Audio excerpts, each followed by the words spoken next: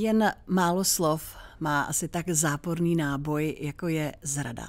Ten, kdo ho vykřikne, tak se s největší pravděpodobností domáhá spravedlnosti. Naopak ten, kdož je za zrádce považován, označován, ten se stává vyvrhelem společnosti.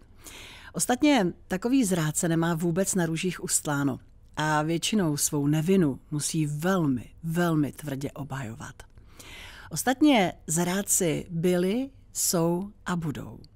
Zrádci jsou všude kolem nás. Teď ale nemyslím tyto dva úžasné hosty, ale myslím tím asi nejnovější a v současné době asi nejúspěšnější reality game show Zrádci. Ostatně i tuhle hru detektivku plnou napětí, odhalování zrádců pod úžasnou taktovkou skvělého Vojty Kotka uvidíte už brzy na Primě. No ale my se dnes na zrádce podíváme opravdu optikou historie. Je to tak, jdeme do historie. V historii jsou zrádci řazeni vlastně mezi největší padouchy vůbec. Tak můžeme vzpomenout na Jidáše, který zradil Ježíše Krista a vlastně se stal jakýmsi zosobněním úplatnosti. Ostatně Češi nedokáží zapomenout Zikmundovi Lucemburskému, že podle jejich mínění přispěl k upálení mistra Jana Husa, neochránil ho v Kostnici.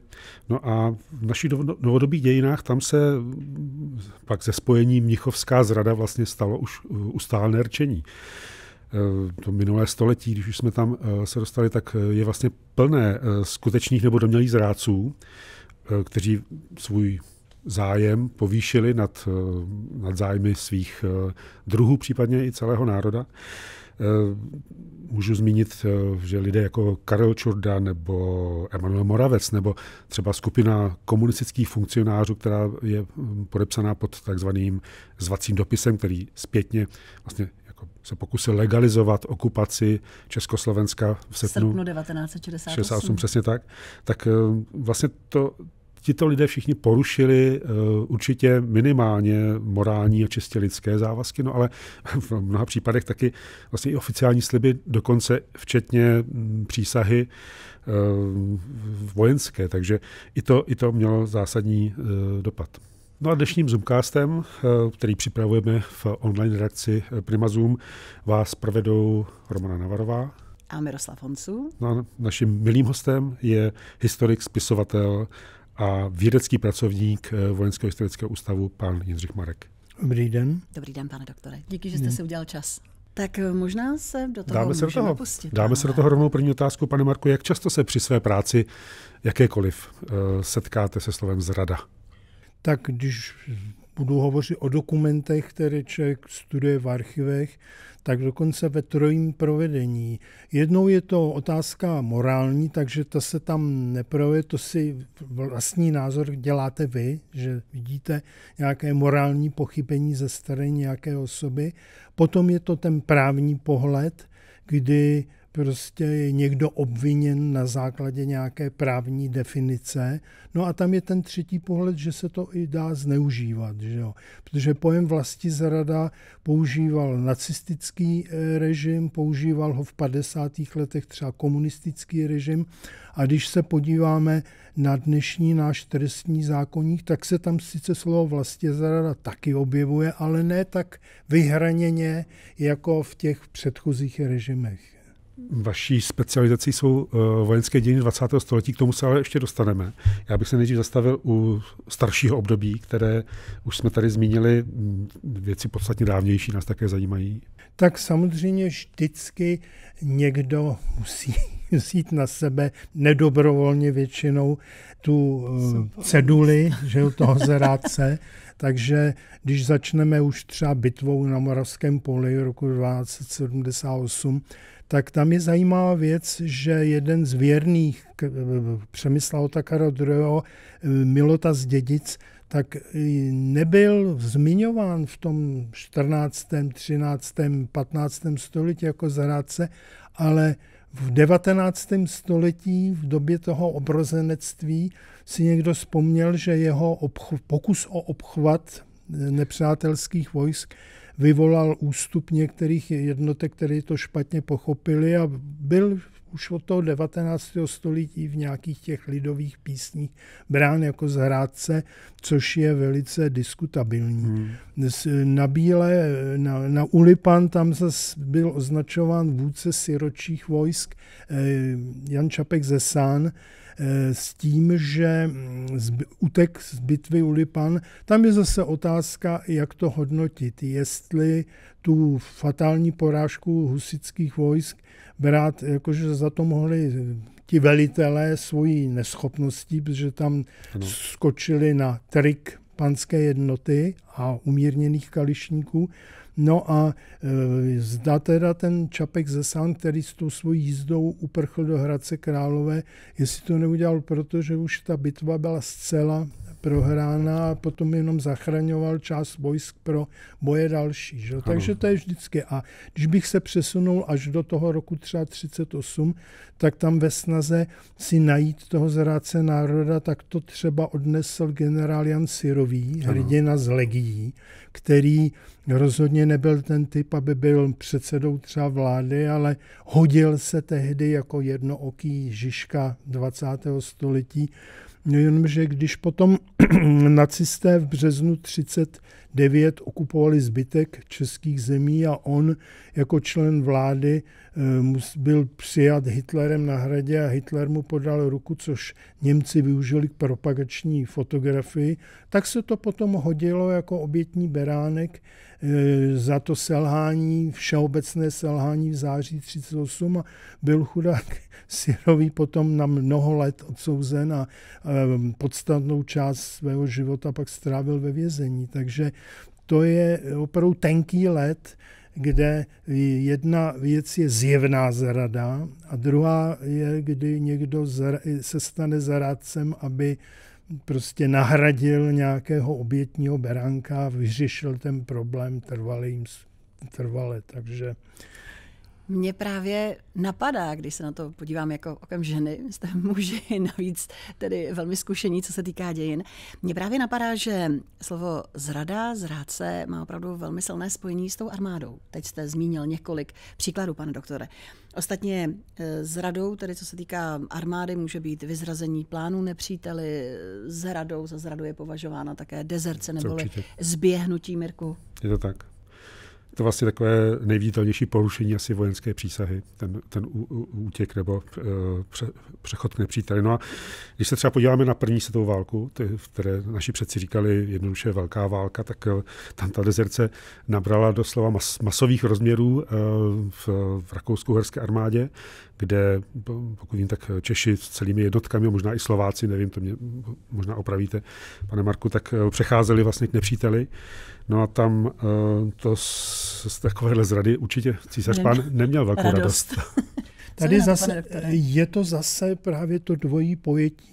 Já bych to přirovnal nejenom k tomu, dneska je velká móda u takové skupiny sentimentalistů, jak jim říkám, černožlutých, kteří s láskou vzpomínají na císaře pána a s obrovskou chutí bych použil i termín plivou na legionáře, že zradili císaře pána.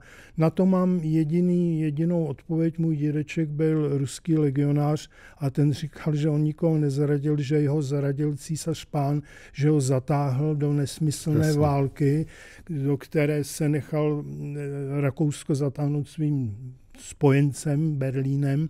Takže prostě to je otázka. Já a tisíce mých vrstevníků jsme museli, protože oni nedobrovolně, mému dědovi bylo 18 let, navlíkli na něj uniformu, nahnali ho k přísaze a teď je otázka, jak je tato dobrovolně nedobrovolná přísaha platná. A to se týká mě a mých vrstevníků. My jsme třeba v 70. letech již po sovětské okupaci také byli podle branného zákona povoláni do armády a museli jsme přísahat, že Sovětský svaz, náš okupant, že je náš přítel a že se budeme bít za socialismus.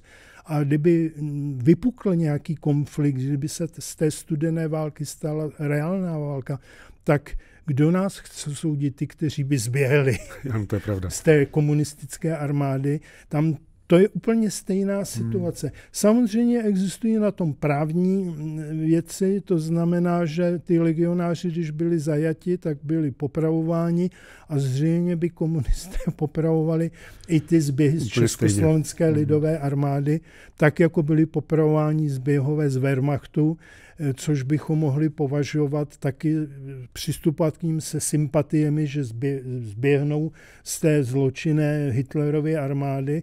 No ale německé úřady to brali podle svých zákonů a zběhy z Wehrmachtu popravovali také. Že jo? Takže to je dvojí pohled a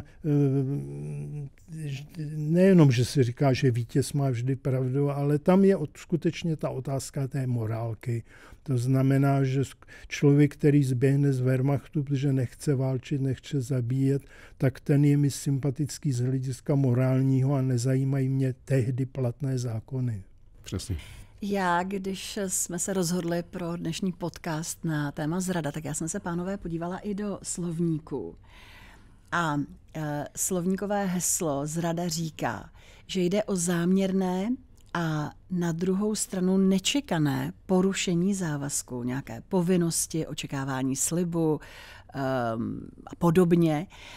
Zvlášť, když takové jednání směřuje proti někomu, komu máte být věrni.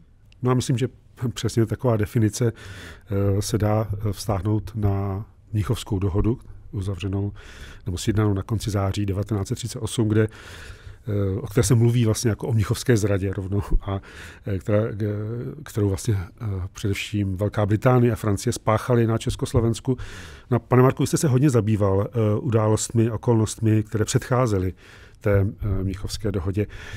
Mimo jiné taky proto, že pocházíte asi i z té oblasti, jak se říká, Sudet. Mám na mysli to německé povstání v Sudetech, boje mezi tím oddíly Stráže obrany státu a německými bojůvkami. No, kdo tehdy vlastně koho zradil?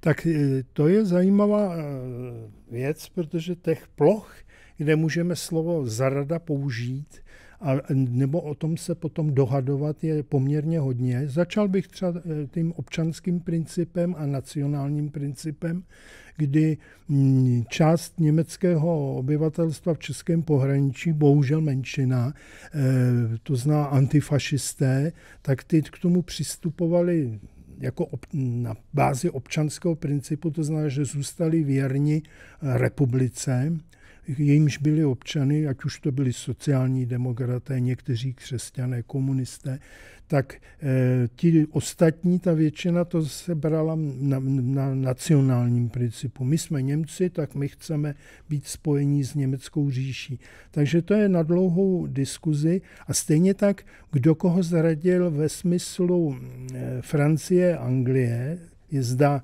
zradili nás, svého malého spojence. Tam bych řekl především tak jako s určitou metaforou, oni zradili sami sebe. Francouzi a Angličani zaradili svoje zájmy dlouhodobé.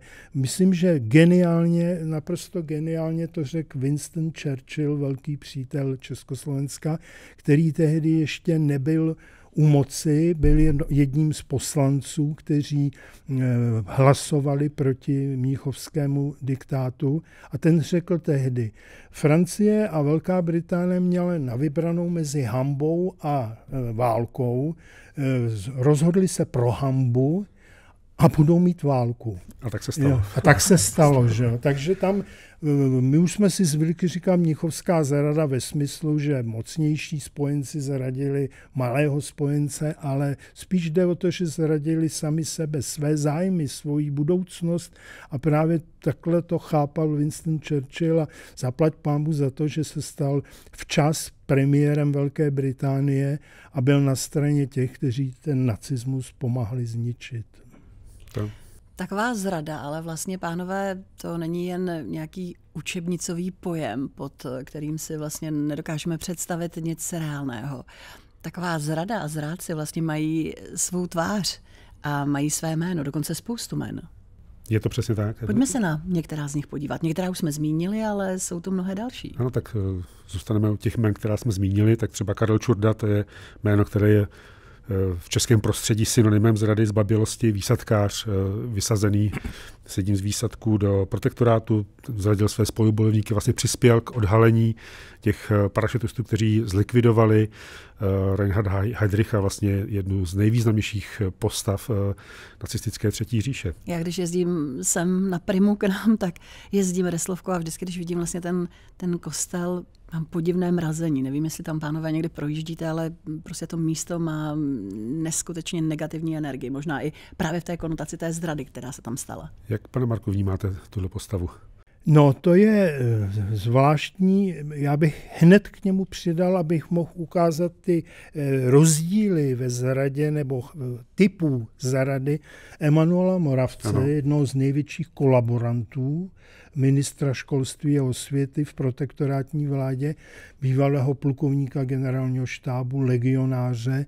Tak tam je zajímavý, ty dva lidi si postavili vedle sebe a hned máme dva takové archetypy, proč kdo zradí.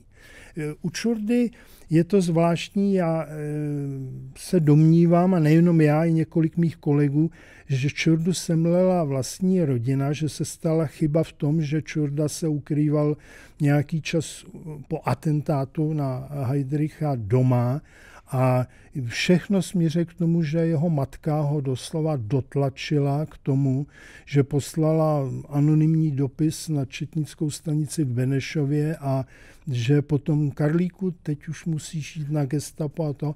A pak už samozřejmě Čurda to řešil tu postupující zradu alkoholem a prostě by se to dalo zjednodušeně říct, že jeho rodinu a jeho požral strach.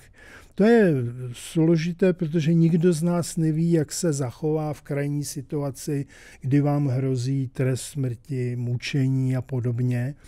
Takže tam je to taková ta klasická projev strachu. Jo? Projev strachu. A věřím, že Čurda, kdyby byl tím 8. člověkem v kryptě, tak by se zachoval jako jeho kamarádi a dneska bychom uctívali a obdivovali 8 parašutistů. Tam prostě tím, že se před něj položilo příliš mnoho ano a ne, tak tam prostě zvítězilo to ne, že, ta zrada. Emanuel Moravec, to je opačný případ. To je člověk, který nemusel nikoho zradit. Stačilo by se stáhnout do ústraní, mimo politiku, požívat vojenský důchod a čekat, až skončí válka. Ani by se nemusel zapojovat do odboje a riskovat život.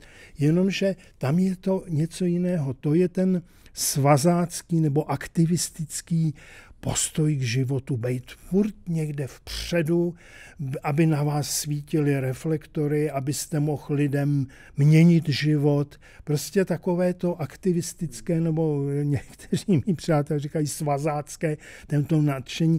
On byl za první republiky velice populární vojenský publicista. Byl uznáván, psal do Lidových novin a podobně. A ve chvíli, kdy došlo k mnichovské kapitulaci a kdy bylo vydáno české pohraničí Hitlerovi, tak on ještě vystupoval proti tomu a že je třeba bojovat a podobně.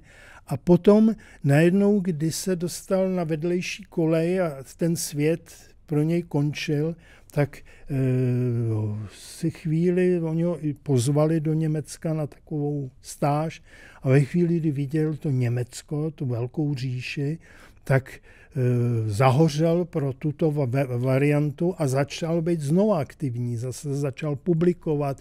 Prostě to je jiný typ.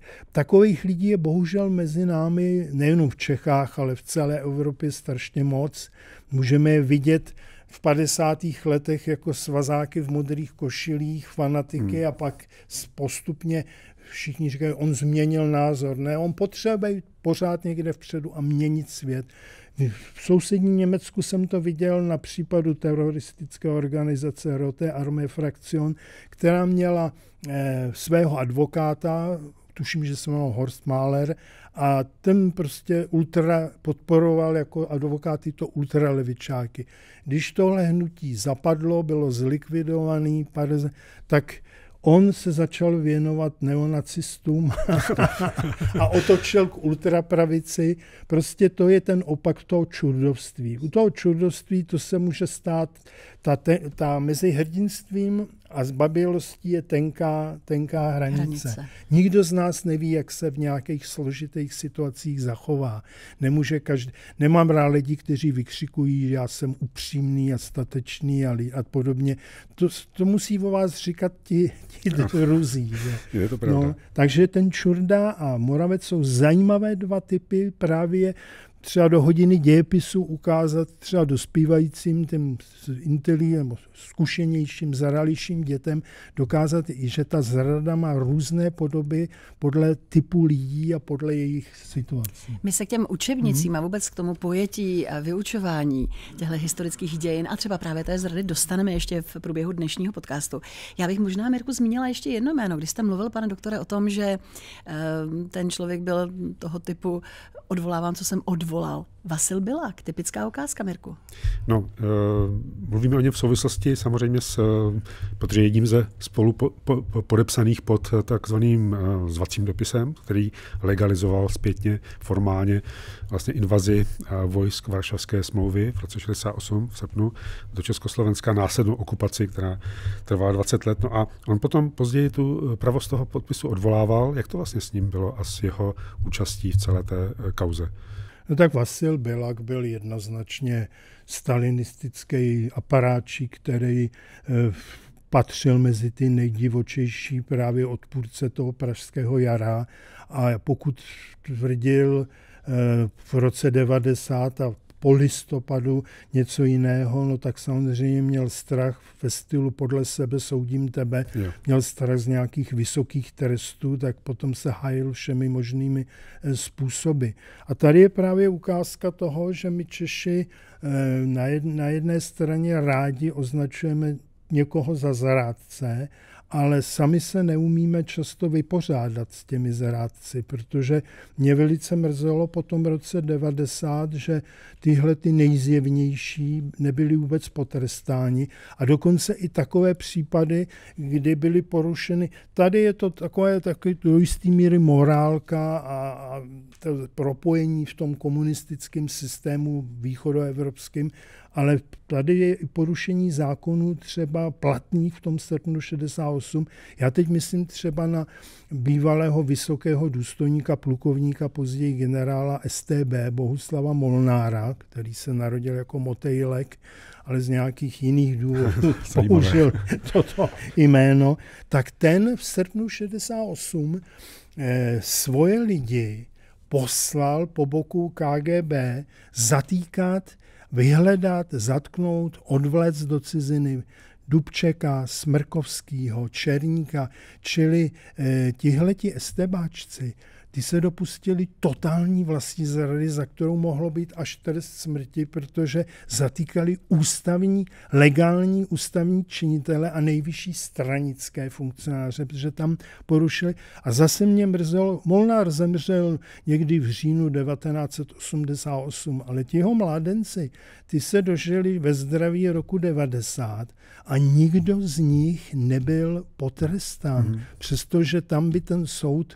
měl být velice krátký. Neříkám, jakou výši trestu by dostali nebo měli dostat.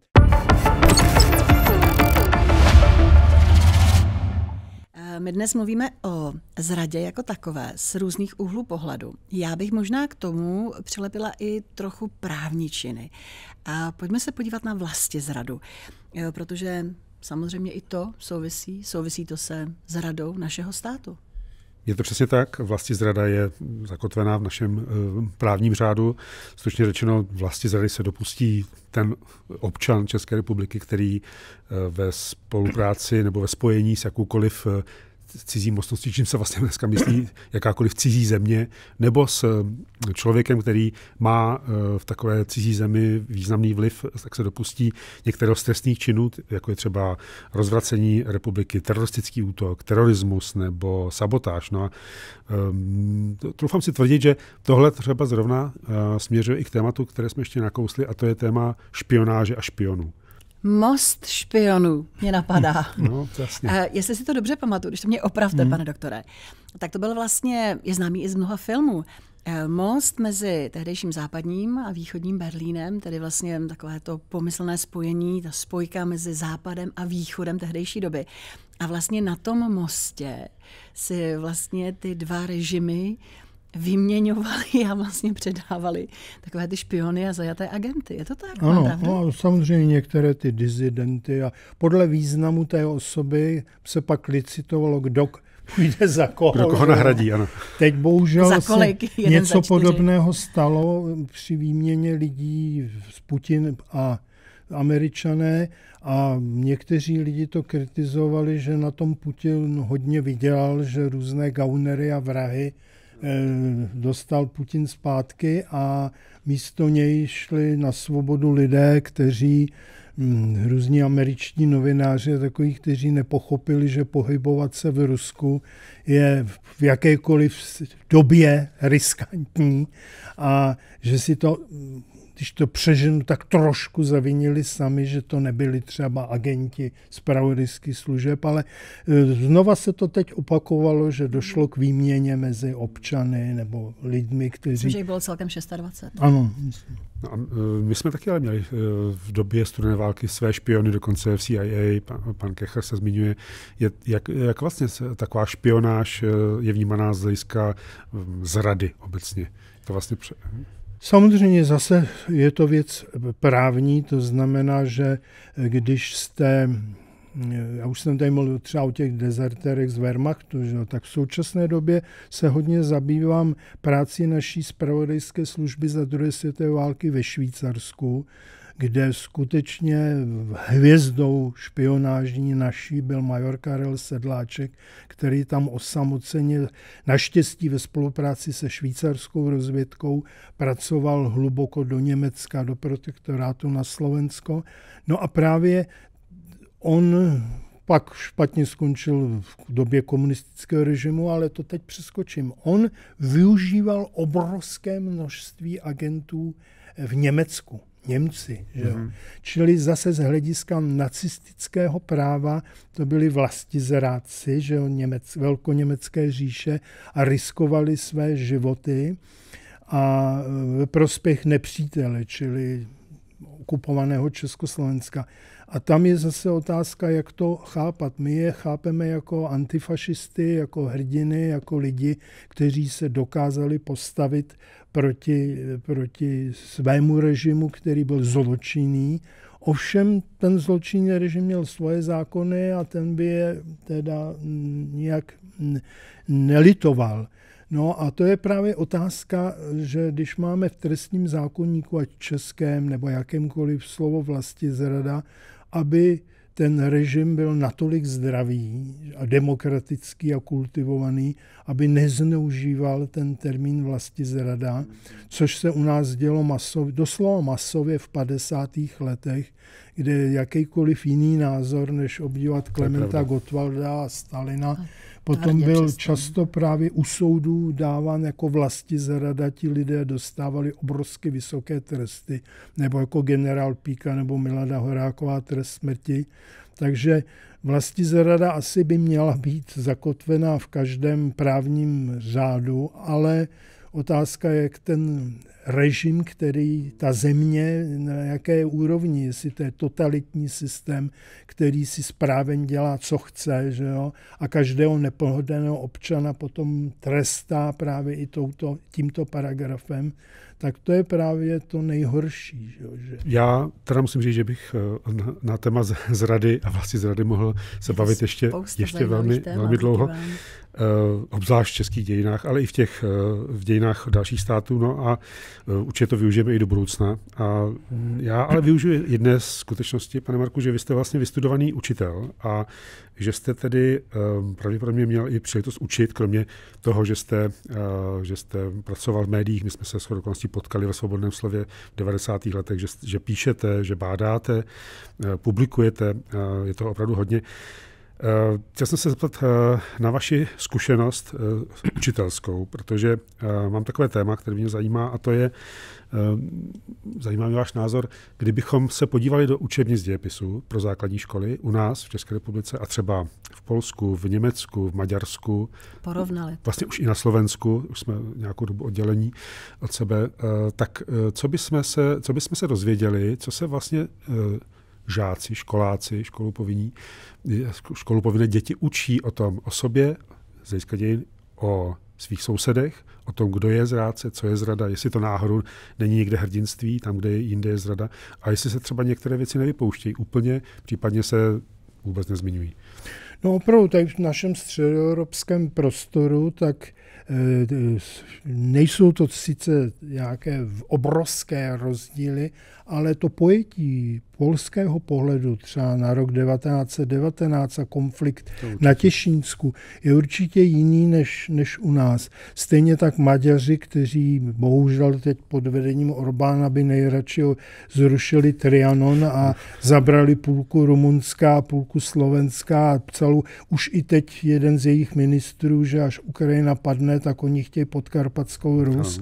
Takže tam ty rozdíly jsou, že jo. V Německu odsun německého obyvatelstva z českého pohraničí je klasifikován jako vyhnání. U nás to má zase jinou terminologii, jiný pojetí. Čili každá z těch evropských zemí má drobnej to.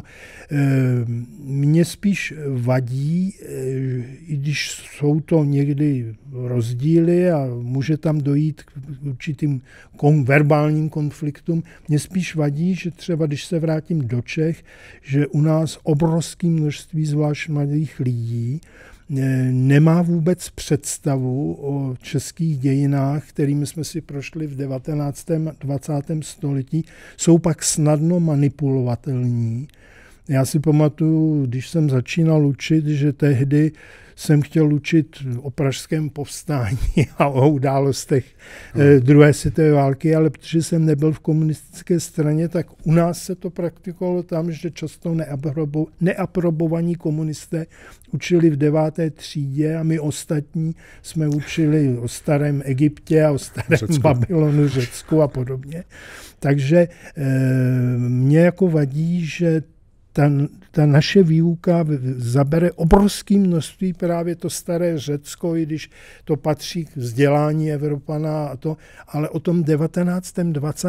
století už do těch přijímaček na tu střední školu se ti mladí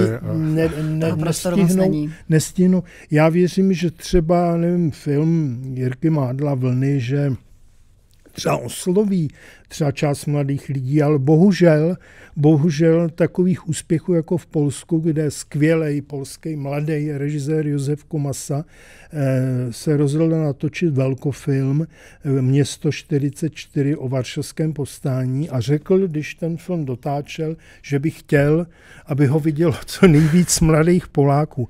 A ono mu na ten film přišlo 5 milionů mladých Poláků. 5 milionů. Jo, tak to je sen českého historika, aby naše mladá generace měla podobnou chuť a podobnou informovanost o dějinách 19. a 20. století, které nás ovlivňují dodnes, a aby prostě byla tak vlastně silnější, protože vidíme, že třeba v době covidu jaké manipulace některé skupiny poblázněné snadno na lidi pouštěly a takhle snadno se dá lhát i o historii. Takže by bylo dobré, aby tahle věc taky nebyla přehlížena.